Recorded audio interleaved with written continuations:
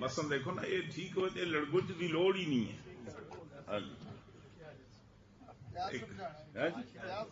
کم از کم جتنے اتنی ساری چیزاں ڈاٹ دیا تو کدے لاندے بیٹری کٹ جاتی پھر کدے آواز اچھی کدے آواز تھلی کدے ادھر کدے ادھر. یہ اسپیکر مائکرو فون کافی ذرا قیمتی اچھے جلاؤ.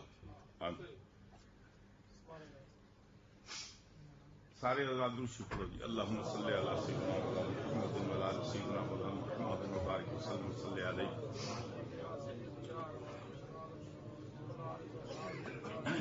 حضرات گرامی، میری رائے یہ تھی جیسے کہ میں نے حضرت قبلہ سید مظہر حسین شاہ صاحب گیلانی مدحت اللہ علیہ خدمت میں گزارش کی تھی کہ مختصر اپنا اپنا تاثرات بیان ہو جائیں اور نماز مغرب تک یہ محفل اختتام پذیر ہو جائے.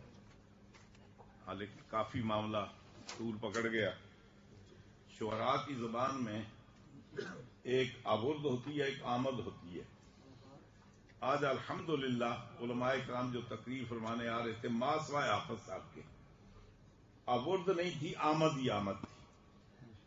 تو آمد ہو تو پھر وہ رکتی نہیں، لیکن اس آمد میں بڑا لطف تھا.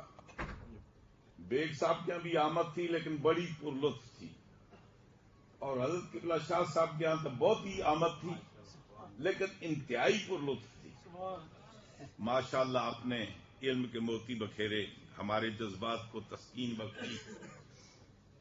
امام علی مقام سیدنا حضرت امام حسین علیہ السلام جب میدان کربلا میں پہنچے نا تو بھر کر آپ نے ایک بات کہی. فرماتے ہیں کہ کاش آج میرا بھائی حسن ہوتا تو میں یزیدیوں کو دکھاتا. تو ویسے میاں صاحب ارشاد فرماتے ہیں کہ پائیاں باج محمدہ کنڈ کھا دی پاویں پیچھے قبیلے دی ڈانڈ ہوئے.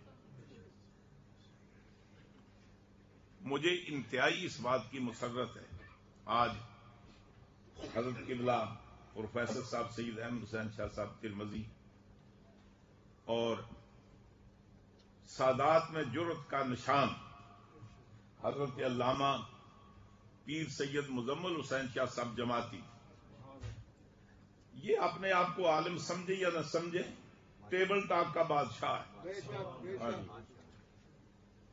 بحمدہ تعالی بڑے سے بڑا علامہ 2 منٹ ٹیبل پر بیٹھ کر گفتگو نہیں کر سکتا. تو مجھے انتہائی خوشی ہوئی ہے کہ یہ سارے خدام ساتھ ہیں، لیکن سادات کی عظمت کا مسئلہ وجہ اختلاف تو مولا کائنات کی ذات ہے. تو پھر کم از کم جس کے اندر علی کا خون ہے پھر وہ علادہ دیکھ کر تماشا دیکھے تو یہ تو بات زیب نہیں دیتی. میں تقریر کرنے نہیں کھڑا ہوا اس لیے میں نے خطبہ نہیں پڑھا بھائی آپ کہیں گھبرا نہ جائیں کہ ادھر بھی آمد نہ شروع ہو جائے. آمد کی کوئی بات نہیں.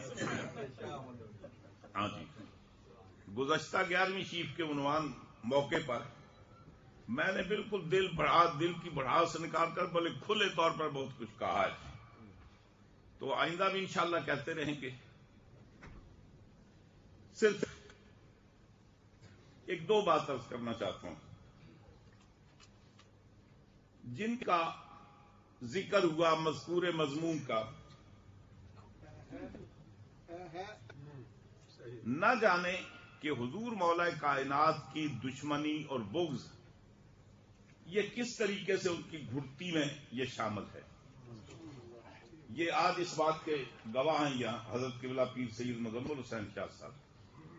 غالباً یہ 1982-83 اس دوران کا واقعہ ہے. 84-85 سب سے پہلے برطانیہ کی سرزمین میں صوفی عبداللہ صاحب کے عرس میں سب سے پہلے جس نے نعرہ حیدری کو منع کیا اور شیعوں کا نعرہ کہا اور قدغن لگائی وہی شاہ مذکور تھے. پھر اس کے بعد وہاں جیسے واقعات ہوئے مجھے اس کا دہرانے کی ضرورت نہیں. آپ نے مستقل اس زمانے میں آپ امیر ملت میر الملت جامع مسجد کے اندر آپ خطیب تھے. آپ نے جلسہ کیا، مجھے دعوت دی کہ نعرہ حیدری پر تقریر کرنی ہے. میں حاضر ہوا، جو کچھ مجھ سے بن پڑا وہ میں نے باتیں کی. بعد میں نے پوچھا بھائی یہ بات کی کس نے ہے؟ میرے تصورات میں نہیں تھا کہ کوئی سنی ہو کر مولا کائنات کے نام پر پابندی لگا سکتا ہے، نعرہ حیدری کی مخالفت کر سکتا ہے۔ ہم نے تو بچپن میں اپنے بڑے بڑے اسلاف بزرگوں کی یہاں محافل ہوتی اور بالالتزام نعرہ حیدری سنتے آئے۔ میں نے سمجھا وہ محمود بھی پوری وہاں رہتا ہے، وہ صراط نامستقیم، اس کی کتاب بھی چھپتی ہے، ہو سکتا ہے اس نے کوئی بکواس کیا ہو۔ میں نے بڑی شدید انداز میں کچھ باتیں کی۔ بعد میں آپ سے میں نے پوچھا کہ یہ مخالفت کس نے کی، تو انہوں نے شاید نامذکور کا ذکر کیا جی۔ ہاں جی، ناقابل ذکر کا۔ ہاں جی، آپ نے فرمایا یہ اس نے کہا۔ میں نے کہا پہلے مجھے بتاتے تو شاید میں باتیں تو مجھے یہی کرنی تھی، ذرا انداز تھوڑا بدلتا۔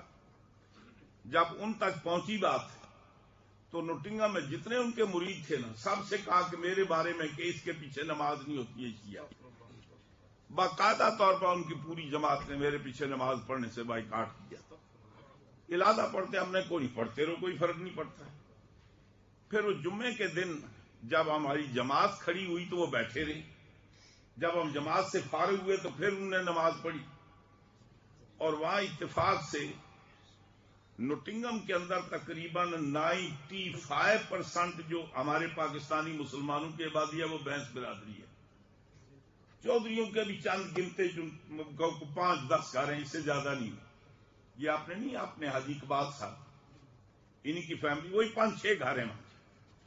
گجر برادری کے بھی کوئی اتنے زیادہ وہاں آبادی نہیں ہے، باقی چھوٹی موٹی آبادی ہیں۔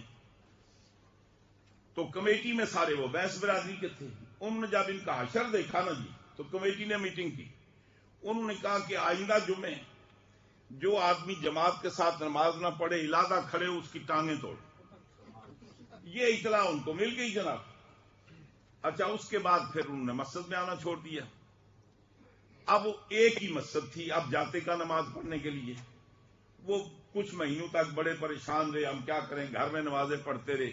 پھر آہستہ آہستہ معافی مانگی آگے پیچھے کر کے پھر شامل ہو گئے۔ میں نئی بات آپ کو بتانا چاہتا ہوں۔ بدھ والے دن میں مانچسٹر میں تھا، مجھے امین مدنی صاحب جو حضرت قبلہ مفکر اسلام کے مرید ہیں، انہوں نے، وہ بھی چونکہ عمرے پر گئے تھے، واپس آئے تو انہوں نے مجھے ٹیلی فون کیا۔ تقریباً کو آدھ گھنٹہ ان سے گفتگو ہوئی۔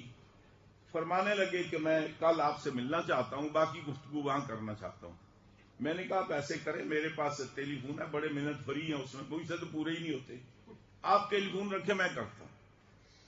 میں نے ان کو کال بیک کی، تقریباً کو پون گھنٹہ بھر میری ان سے گفتگو ہوئی۔ وہ فرمانے لگے میں مدینہ پاک میں گیا، پیر صاحب سے 5-6 دن تک میری میٹنگیں رہیں، گفتگو رہی، مختلف مسائل پر میں گفتگو کرتا رہا۔ کہتے ہیں کہ میری ان سے ملاقات ہوئی، مجھے کہنے لگے کہ یہ جو لوگ کہتے ہیں کہ حضرت علی خانہ کعبہ میں پیدا ہوئے، یہ کوئی روایت ہے، یہ تو شیعوں کی اختراع کر دی۔ امین مدنی صاحب کہتے ہیں کہ میں نے ان سے کہا کہ یہ تو امام حاکم نے اس پر تواتر درج کی ہے۔ کہتے ہیں دوسرے دن میں وہاں مسجد نبوی میں گیا، کتب خانے میں گیا، وہاں ایک کتاب دیکھی، حضور مولا کائنات کی سوانح حیات، میں وہ خرید کر لے آیا۔ اب اس کے پہلے ہی جو آپ کی ولادت کا ذکر ہوا تو بڑی تفصیل کے ساتھ، حوالہ جات کے ساتھ اس نے درج کیا، میں نے ان کو دکھایا۔ پھر کہتے ہیں ایک اور بات، یہ حضرت علی نے بہت بڑی غلطی کی، یہ مدینہ پاک کیوں چھوڑا تو کوفے میں جا کر ڈیرا لگایا، جبکہ صحابہ کرام تو عشق مصطفیٰ کے اندر محب تھے، حضور کے ساتھ بڑی محبت تھی، وہ تو مدینہ چھوڑنا نہیں چاہتے تھے، بلکہ سیدنا فاروق اعظم رضی اللہ تعالی عنہ آپ اللہ کی بارگاہ میں دعا کیا کرتے تھے، اللہم ارزقنی شہادۃ فی سبیلک واجعل قبری فی بلدۃ رسولک، کہ مولا مجھے بسترے پر موت نہ آئے، جب بھی موت آئے تیری راہ میں آئے، تیرے راستے میں آئے، اور مولا